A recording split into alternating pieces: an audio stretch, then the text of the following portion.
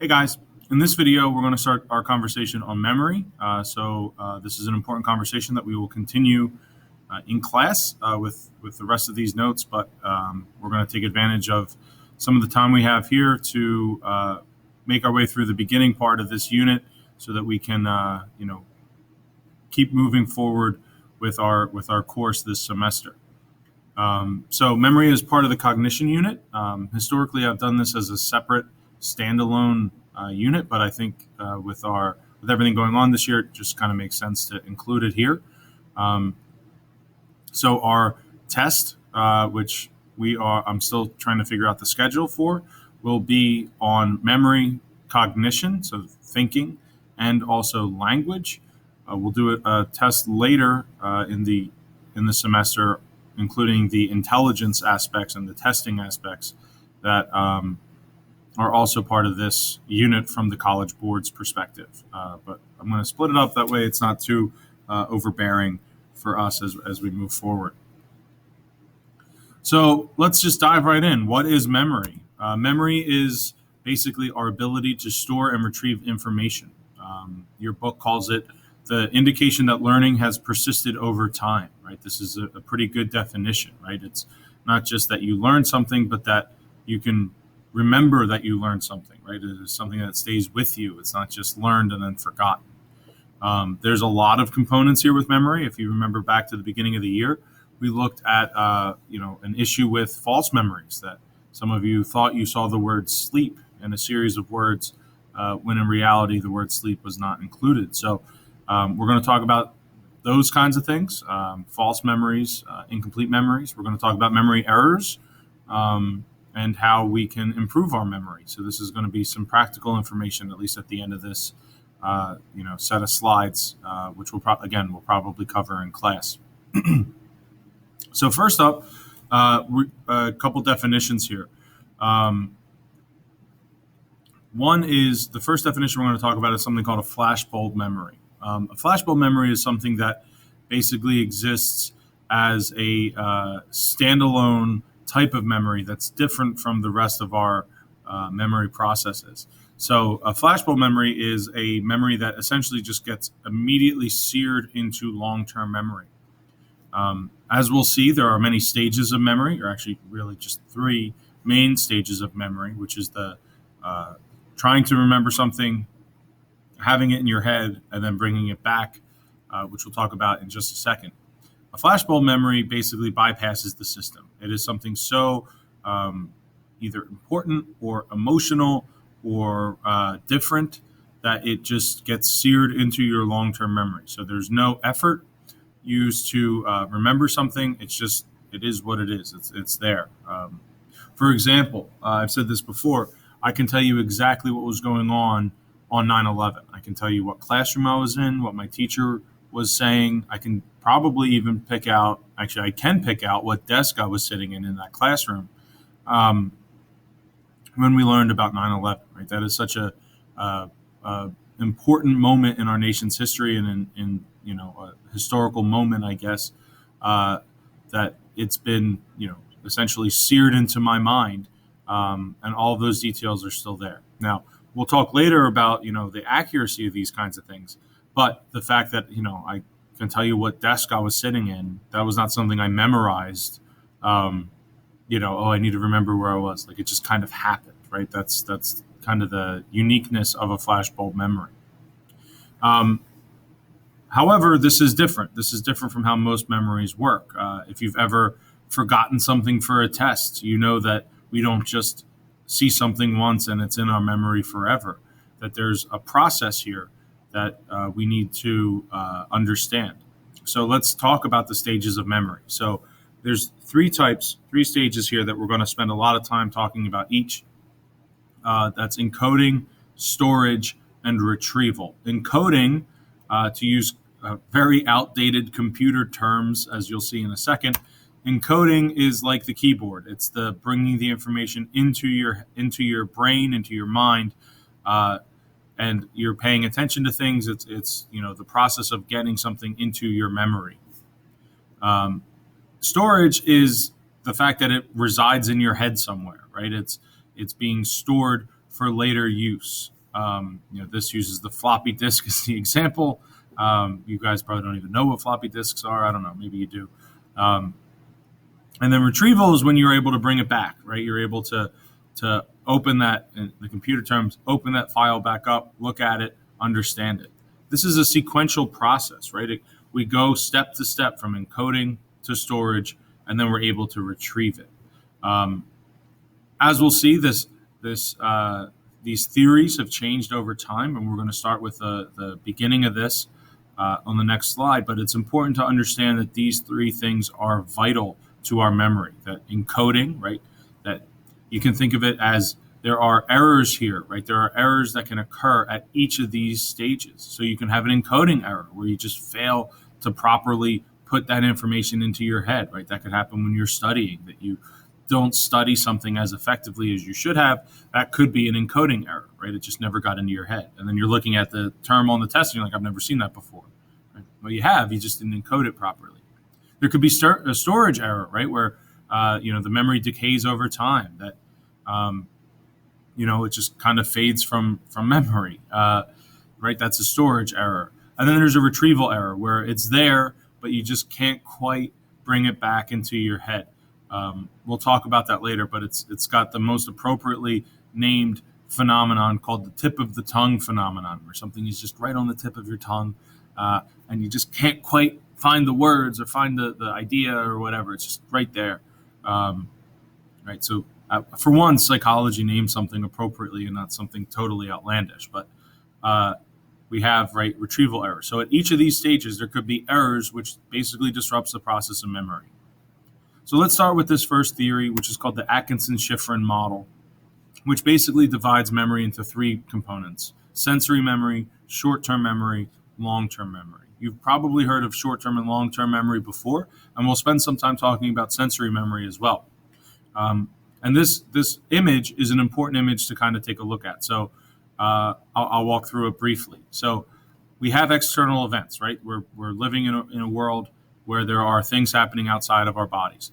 So that requires sensory input, right? Go back to our sensation and perception model. This is how we interact with the outside world. So with the sensory input comes sensory memory, a very brief, fleeting moment that allows our brain to basically quickly comprehend what we saw. So if I just flashed that image in the bottom left on your screen and up and back, you'd probably still be able to say that it was, a bunch of people at least. It was a crowd. That's a sensory memory, right? It's very fleeting, but it's still there. Well, sensory memory is going to be the first component of our memory process, right? So if nothing's coming in from the outside world, there's nothing to remember. And then we get into encoding. So if I'm paying attention to things, to either something important within the sensory memory, or it's something unique, then I might pay a little bit of attention to it, right? So I'm focusing in, I'm directing my attention. That is part of the process of encoding. So maybe I encode something that stands out in the image. Maybe it's the guy who looks angry instead of everyone else who's just kind of looking along. That might pop out to us and kind of force us to pay attention to it. And then the more we stare at that face long enough, we might be able to store it into long-term memory, that it goes from short-term memory into long-term memory where it exists pretty much forever, right? Or at least for an hour or so, we could remember that face that we saw. Also notice at the top of this little infographic here, there's unconscious processing, right? This is the flashbulb memories that we started with, that there's an external event that's so important or traumatic or unique that it just goes right into long-term memory. That it's there without any of the sensory, going through the process of sensory memory, short-term memory, long-term memory.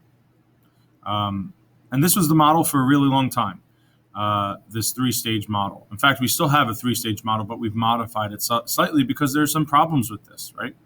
First problem is, as we said with flashbulb memory, some information skips those first two stages, right? And just goes right into long-term automatically. That's kind of a problem with this model, right? What's the role of short-term memory or sensory memory if it doesn't matter, right? What's the issue with that?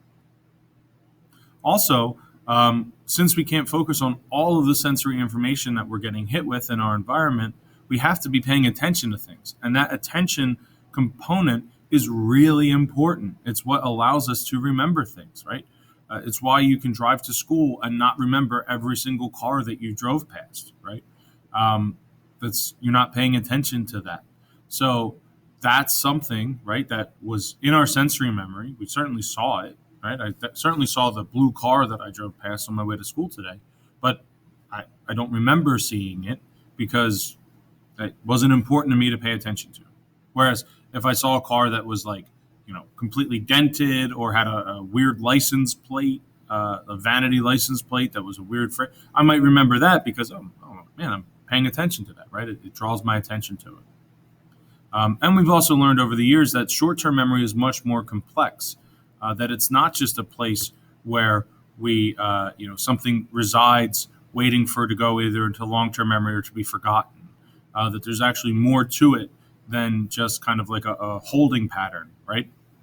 So we've changed some of the terminology here when we're looking at the process of memory as we refer to it now. So now we usually use the phrases, we still keep sensory memory because that's important, but now we've changed it to working memory, right? Because it implies a little bit more of an active role, right? Short-term memory kind of feels like it's just something that can happen sometimes, whereas working memory is clear, right? There's something happening here, right? It's working, right? And at each of these steps, like I said, there can be errors that can cause issues with memory. So not just with encoding errors, but we can also have errors with the working memory. We can have errors with sensory memory, and of course, errors with retrieval. So memory is much more complex than just do you remember something or do you don't remember something. There's a lot of mechanisms here from a cognitive perspective that are interesting and worthy of study. So let's start with this encoding thing. That's what we're doing right now, hopefully. I certainly hope that you are encoding this information that I'm talking about into your memory, right? This is something that I think is important. It's something that you should think is important as a student in this class. And encoding allows that memory process to start. It's, to give a definition, really, it's the process of acquiring sensory information and transforming it into a format that can be stored in our memory. Again, you guys watching this video right now should be undergoing the process of encoding. It's bringing the info into your memory. A way to think about it is, as you're encoding all aspects, right? Or at least the important information here. So conscious attention is not strictly needed for encoding, but it really, really helps, right? It really, really helps if you're paying sole attention to this video instead of, watching it while playing video games or you're texting with your boyfriend or girlfriend. That's going to be a problem if you're trying to encode the information, right? Your attention's elsewhere. You might encode some of it, but you're certainly not going to encode everything. So attention is important for the encoding process to really begin. You can't just be a passive person who remembers things. That leads us to something that we call effortful processing, right? Effortful processing is essentially what we're doing now. It's something that requires effort, right? You have to put work in to remember psychology. It'd be nice if it was automatic, right? If you were just, if everything just kind of happened automatically. And there is a type of process of encoding that is automatic, right? So a good example is, if I were to ask you a term from earlier in the year, if I were to ask you what the availability heuristic means, that required effortful processing on your part. That's not something that automatically comes to you. Whereas automatic processing is like, what did you have for breakfast today? You probably were not eating your bowl of cereal or oatmeal or whatever and thinking, I need to remember that I had this for breakfast. But you can remember what you had for breakfast today because it's an automatic processing, right? It's just something that happens as we go about our day. These two aspects are very different, right? Effortful processing, right, is harder. It requires attention, whereas automatic processing can just happen by itself. Now, Effortful processing lasts longer, right? It gets stored in the memory because it required more attention. Whereas if I asked you, what did you have for breakfast on December 12th, you're probably not going to remember that, right? Um, that's probably gone out of your head. Unless you have the same thing for breakfast every single day, then you could answer that. But, you know, if you like variety, that's going to be difficult for you to answer. But if, again, I asked you a term from the social psych unit, you could probably remember that because of effortful processing, right? So effortful processing usually leads to longer duration of the memory, whereas automatic processing occurs, but it tends to fade from memory quicker. Now, there's within effortful processing, there's different levels of encoding that we should take a little bit to walk through. So, first up in the level of encoding is the most basic level, which is structural encoding, right? So, think of it this way: if you're on if you're driving, right? Let's say we know distracted driving is dangerous, but let's say you're driving your car, you're talking on the Bluetooth headset, and maybe there's music playing. Maybe you got a passenger, you got music playing. Maybe you're talking to that person. Whatever it is, right? You're probably not focusing as much on, say, the gas pedal, right? Your foot on the gas pedal. You're probably attending to the conversation or the music more than kind of the things going on around you, which is why distracted driving is so dangerous, right? But this shows us that there's different levels of processing, that, we can be kind of, for lack of a better word, multitasking, but our attention is important in order to understand what we are focusing on and going to remember. So let's get into these. So first up is structural encoding. It's the most basic type of encoding. It's what we call shallow processing. So it's something that focuses on the physical structure of the thing that you're trying to remember. So if you're trying to think of a word, right? If I ask you a question and you're going to answer it, right? Something that your brain might think of or at least when you're trying to encode something, is, does the word have capital letters in it, right? Is it a proper noun, essentially? That's structural encoding, right? It's the most basic. You can imagine, like, oh, I know it has capital. It starts with a capital letter. Like, well, there's literally millions of words that start with capital letters, right? So it's very, very what we call shallow processing, right, as compared to deep processing.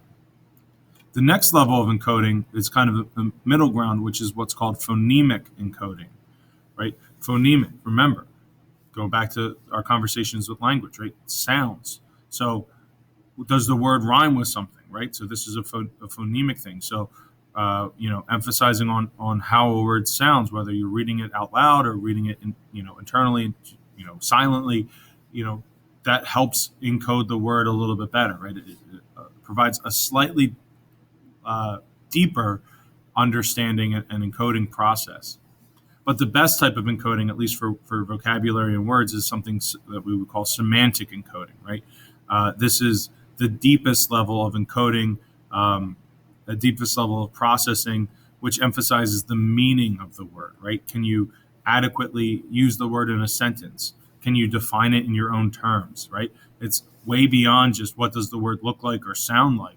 It's understanding the fullest process of the word, right? So these three levels of encoding are really important, with structural encoding be the shallowest. Right? You can still remember something that way. It's just not as robust, right? Probably might decay, right? It might fade from memory faster. And there are certainly ways to improve encoding. There's a number of ways to improve encoding, right? The process is what we call elaboration, right? Where you kind of expand on the word that you're trying to remember, the information you're trying to remember, right? That's why, a lot of times teachers will ask you to put things in your own words, right? To expand on it or to explain it to someone else, because that forces you to elaborate. It forces you to fully understand the idea. So, for example, when we get to phobias, right, in the abnormal unit in our psych class, right? Maybe you have a severe phobia of spiders, right? So you can apply the general term phobia, you can elaborate with your own experience, right? That's how elaboration works, which is why examples that you can come up with on your own are really more important than examples that I could give you for a term, right? That's why, again, putting things in your own words is important. You can also use visual imagery, as you can see on the screen, right? Which is great for things that are like objects. If you're a visual person, you can, I've given you words to remember. One of the words is juggler. Like if you can imagine, a clown juggling, that helps you remember the word juggler, right? But it becomes much more difficult to have visual imagery with abstract terms, right? Something like truth or justice. Although maybe justice, you could use the statue of justice that we have, in this country with the blind woman holding the scales, or blindfolded woman holding the scales. But again, right, abstract things are harder to visualize. There's also something called the dual coding theory, which says that you should do multiple types, right? You should be involved in, say, semantic encoding, right? Just like we said, it's the deepest level, and also visual codes, right? You should combine these things. That's why a lot of times, when we talk about taking notes, right? You're both looking maybe at the notes, you're listening to what the teacher's saying, and you're writing down, right? It's 3 levels of encoding, right? Your writing memory, your listening memory, and your seeing memory. So there's many different ways to improve encoding, right? Depending on what it is that we're trying to put into our memory. That leads us into storage, right? That's if we can improve our encoding, and if we know how to use effortful processing to understand our information. Now we're into the storage aspect here. Now remember, Atkinson-Shiffrin model says that this is now basically just a holding pattern, right? That this is a short-term memory where, what they call echoes from our sensory memory, right? The initial sensations echo into our working memory, right? Or short-term memory. But that's problematic because we know that there's much more effort going on there.